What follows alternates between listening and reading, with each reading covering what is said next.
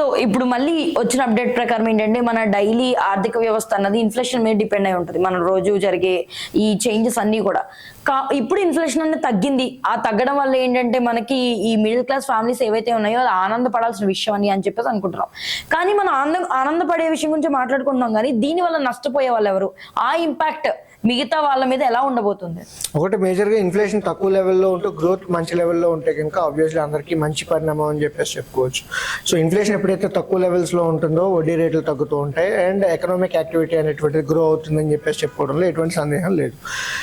And రాబోయే రోజుల్లో reserve bank of India వాళ్ళు కూడా మేబీ ఇప్పుడు కాకపోయినా సరే అక్టోబర్ పాలసీ తర్వాత ఎప్పటి నుంచి అయినా సరే వాళ్ళు కూడా వడ్డీ రేట్లు తగ్గిస్తారు. కాబట్టి ఎప్పుడైతే తక్కువ వడ్డీకి అమౌంట్లు దొరుకుతున్నాయో ప్రతి వ్యాపారస్తులు కూడా వ్యాపారం చేయడానికి ఇంట్రెస్ట్గా చూపిస్తుంటారు. దానివల్ల ఎంప్లాయ్మెంట్ యాక్టివిటీ అనేటువంటిది పెరుగుతూ ఉంటుంది. And at the same time ప్రజల చేతుల్లో ఎక్కువ డబ్బులు ఉంటాయి. ఎందుకంటే ఇన్ఫ్లేషన్ ఎక్కువ ఉంటే కనుక ఎక్కువ ఖర్చు పెట్టాల్సి వస్తుంది. అదే తక్కువ ఖర్చు పెడుతున్నారు అంటే కనుక వాళ్ళ తాలూకా సేవింగ్ పొటెన్షియాలిటీ పెరుగుతుంటుంది, ఇన్వెస్ట్మెంట్ పొటెన్షియాలిటీ పెరుగుతుంటుంది, కన్జంప్షన్ పెంచుకునేటువంటి అవకాశం ఉంటుంది. సో ఆబ్వియస్లీ ఇన్ఫ్లేషన్ అనేటువంటిది తక్కువ లెవెల్స్లో ఉండడమే మంచిది. అలా అని చెప్పేసి మరి జీరో లెవెల్స్లో కాదు, తక్కువ లెవెల్స్లో ఉండడం అనేటువంటిది, నామినల్గా ఉండడం అనేటువంటిది ఎప్పుడైనా సరే మంచిది అని చెప్పేసి చెప్పుకోవచ్చు మనం. సో దానికి సేవింగ్స్కి హెల్ప్ అవుతుంది అండ్ దాంతో పాటు మధ్య తరగతి వాళ్ళు బతకగలరు అని చెప్పేసి అంటున్నారు. అందులోకి ఇప్పుడు మీరు చెప్పినటువంటి ఇన్ఫ్లేషన్ లెవెల్స్లో చూసుకునేటప్పుడు ఇలాగ ఇన్ఫ్లేషన్ కాంపోనెంట్స్ ఏవైతే ఉంటాయో అందులో క్లోతింగ్ కావచ్చు, ఫుట్వేర్ కావచ్చు, ఎడ్యుకేషన్ కావచ్చు, సర్వీసెస్ కావచ్చు, తర్వాత టొబాకో, పాన్, ఇవన్నీ ఏవైతే ఉన్నాయో అవి కావచ్చు, వెజిటేబుల్స్ కావచ్చు, పల్సెస్ కావచ్చు.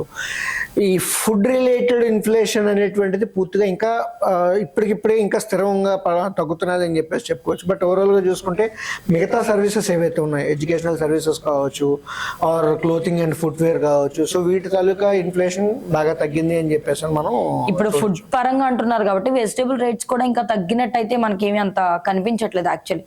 సో దేనికి రీజన్? ఆల్రెడీ అంది తగ్గిందని మాట్లాడుకుంటున్నప్పుడు ఎందుకు ఈ వీటిలో చేంజెస్ భారీగా తగ్గిందని నేను చెప్పట్లేదు. సో ఆబ్వియస్లీ మిగతా వాటితో కంపేర్ చేసుకుంటే ఎడ్యుకేషనల్ సర్వీసెస్ కావచ్చు, క్లోతింగ్ అండ్ ఫుట్వేర్ కావచ్చు, హెల్త్ కేర్ కావచ్చు, ట్రాన్స్పోర్టేషన్తో కంపేర్ చేసుకునేటప్పుడు ఏంటంటే ఫుడ్ ప్రైసెస్ ఇంకా ఎలివేటెడ్లోనే ఉన్నాయి. అవి రాబోయే రోజుల్లో తగ్గేటువంటి అవకాశం ఉంది. ఎందుకంటే ఒకసారి మంచి మాన్సూన్ వచ్చిన తర్వాత పంట చేతికి వస్తే కనుక ఆబ్వియస్లీ ఆ ప్రైజెస్ కూడా తగ్గుతాయి అనేటువంటి ఆలోచన ఇన్ఫాక్ట్ ఆర్బీఐ వాళ్ళు చేస్తున్నారు, మనం కూడా చేస్తున్నాం. కాబట్టి రాబోయే రోజుల్లో తగ్గే అవకాశం ఉంది అని చెప్పేసి మనం ఆలోచించవచ్చు. ఇమ్మీడియట్గా అయితే కనుక ప్రస్తుతానికి మిగతా ఇన్ఫ్లేషన్ లెవెల్తో కంపేర్ చేసుకుంటే ఫుడ్ ఇన్ఫ్లేషన్ అనేది కొంచెం ఎక్కువ ఉందని చెప్పేసి మనం చూడవచ్చు. సో ఇన్ఫ్లేషన్ ఇప్పుడు మనం మాట్లాడుకున్న దాని ప్రకారం అయితే ఇది మంచి పరిణామంగా మనం తీసుకుంటున్నాం. బట్ ఎక్కడైతే యుఎస్ ఫెడరల్ రిజర్వ్ బ్యాంక్ ఏదైతే ఉందో మనకు చెప్తున్న విషయం ఏంటంటే ఇన్ఫ్లేషన్ అన్నది చుక్కలు చూపిస్తుంది, సిచ్యువేషన్ బాగాలేదు అని చెప్పేసి అన్నారు. దాని వెనకాల ఉన్న రీజన్ ఏంటి? ఇన్ఫ్లేషన్ అనేది వాళ్ళకి యుఎస్ వాళ్ళది మనది కంపేర్ చేసుకోవాల్సి వచ్చినప్పుడు ఏంటంటే వాళ్ళ తాలూకా మానిటరీ పాలసీస్ కావచ్చు, వాళ్ళు అవలంబించినటువంటి ఆర్థిక విధానం ఏదైతే ఉందో దాని తాలూకా బ్యాక్ ఫైరింగ్ అనేటువంటిది ఇప్పుడు కనబడుతుందని చెప్పేసాను. బట్ ఇండియాలోకి వచ్చేటప్పటికి వాస్ట్ డెమోగ్రఫిక్ కంట్రీ అండ్ ఉన్నటువంటి జనాభాకి ఏవైతే ఉందో, సో ఈ 145 కోట్ల జనాభాలో చూసుకునేటప్పుడు ఏంటంటే డిసెమినేట్ అవ్వడం అనేటువంటిది చాలా ఈజీ అయిపోయింది. బట్ అక్కడ ఉన్నటువంటి వాళ్ళు తీసుకున్నటువంటి ఆర్థిక నిర్ణయాల వల్ల ఇప్పుడు దానికి బ్యాక్ ఫైర్ కింద మనం చూస్తున్నాం. బట్ ఇండియాలో వచ్చేటప్పటికి ఆర్బీఐ తాలూకా ఇన్ఫ్లేషన్ లెవెల్ ఏదైతే ఉందో 2% నుంచి 6% మధ్యలో ఉండాలి అని చెప్పేసాను. ఇప్పుడు ఇవాళ నిన్న వచ్చినటువంటి రీడింగ్ ఏదైతే మనం చూసుకుంటున్నామో ఆ రీడింగ్ పరంగా మనం మాట్లాడుకోవాల్సి వచ్చినప్పుడు కూడా ఈ లెవెల్స్ ఏవైతే ఉన్నాయో సో డీసెంట్ లెవెల్స్లో ఉన్నాయని చెప్పేసి మనం చెప్పు. అండ్ మనం ప్రతి విషయాన్ని ప్రమాదం జరగకముందే మనం కంట్రోల్ చేయగలుగుతున్నాం. So that is one of the greatest thing which RBI is doing అని చెప్పేసి చెప్పడంలో ఎటువంటి సందేహం లేదు. సో మరి మన ఆర్బీఐ ఫేస్ చేస్తున్న సిచ్యువేషన్ ప్రకారం చూసుకుంటే 2 నుంచి 6 మధ్యలో ఉండాలి. ఒకవేళ అది దాటినా తగ్గినా ఎటువంటి పరిణామాలు చూడొచ్చు అంటారు? ఇప్పుడు ఈ నియర్ టైంలో అయితే కనుక ఆ ప్రశ్నే తలెత్తేటువంటి అవకాశం లేదు. ఎందుకంటే ఇన్ఫాక్ట్ ఒకవేళ పెరిగినా కూడా 5% దాటేటువంటి అవకాశం అయితే మనకు ప్రస్తుతానికైతే కనిపిస్తుంది. ఎందుకంటే డీసెంట్ మానిటరీ పాలసీ ఉంది అండ్ గవర్నమెంట్ కూడా వాళ్ళ తాలూకా పాలసీ, ఫిజికల్ పాలసీస్ ఏవైతే ఉన్నాయో అవి కూడా చాలా జాగ్రత్తగా చేస్తున్నారు. కాబట్టి మేజర్గా చెప్పడానికి ఏంటంటే మనం స్థిరంగా ఉన్నాం కాబట్టి అయితే 6 పైకి వెళ్ళడానికి అనేటువంటి స్కోప్ చాలా తక్కువ ఉంది. అలా అని చెప్పేసి 2 బిలో వచ్చేటువంటి అవకాశం కూడా ఇప్పట్లో లేదు. సో ఇందులో నాకు ఇన్ఫ్లేషన్ అనగానే ఇప్పుడు ఫుడ్ గురించి మనం మాట్లాడుకున్నాం, ఎందుకంటే ఇప్పుడు వాతావరణం కూడా మనకి చాలా అనుకూలంగా ఉంది వెన్ కంపారిటివ్ మనం ఇంతకు ముందు ఫేస్ చేసిన దాంతో పోల్చుకుంటే ఒక అనుకూలంగా ఉంది.